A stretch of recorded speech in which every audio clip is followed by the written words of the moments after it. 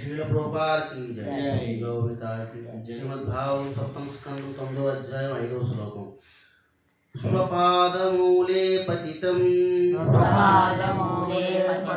तमर्भकं विलोक्य देवः कृपया परिप्लुतः उत्थाप्य तच्छीर्ष्ण्य तदा कराम्बुजं कालाहिवित्रस्तदियाम्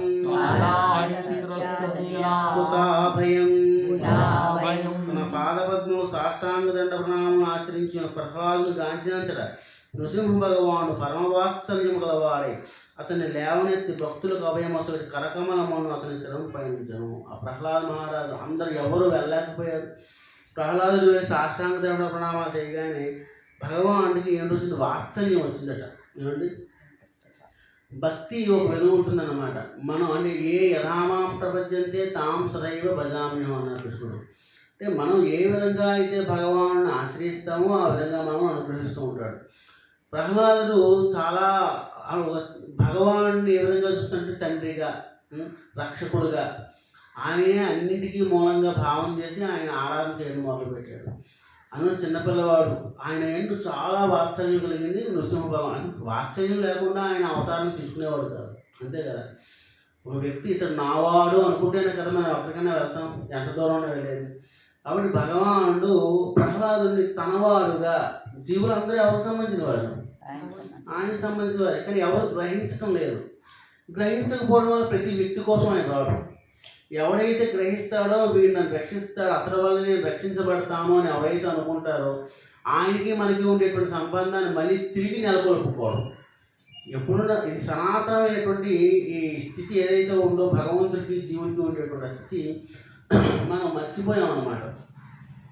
మనం ప్రతి విషయాన్ని మరుపులోకి వెళ్ళిపోతూ ఉంటుంది. ఆ మరుపులోకి వెళ్ళడం వలన ఆ జ్ఞానం ఏమైంది, మరుగులు పడిపోయింది. మళ్ళీ దాన్ని సుస్థాపితం చేయాలి. మళ్ళీ మనం ఆ సుస్థాపితం చేయడం కోసమే భగవానుడు పదే పదే ఈ వేద వాక్యాలు మనకి ఇచ్చింది ఏమిటి అంటే భగవానుడికి జీవుడికి కలిగినటువంటి సంబంధాన్ని మళ్ళీ నెలకొల్పడం కోసం.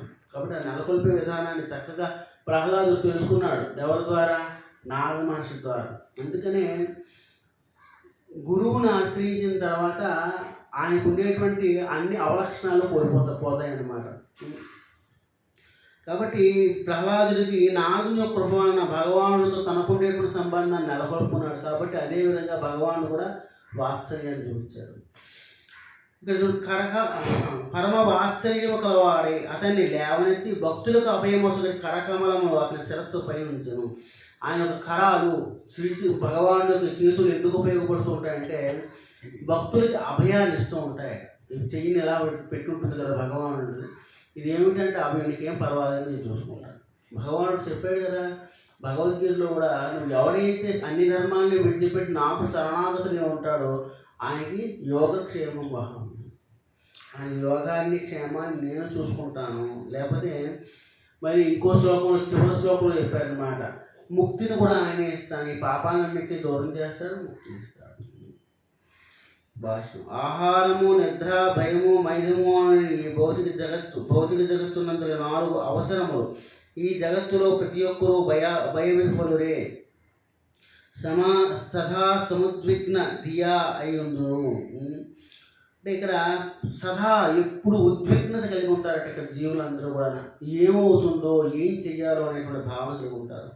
వారిని నిర్భయులను చేయుటకు కృష్ణ భక్తి భావన ఒకటే సాధనము. నృసింహ భగవానుడు ఆవిర్భవించినప్పుడు భక్తులందరూ నిర్భీతులయ్యారు.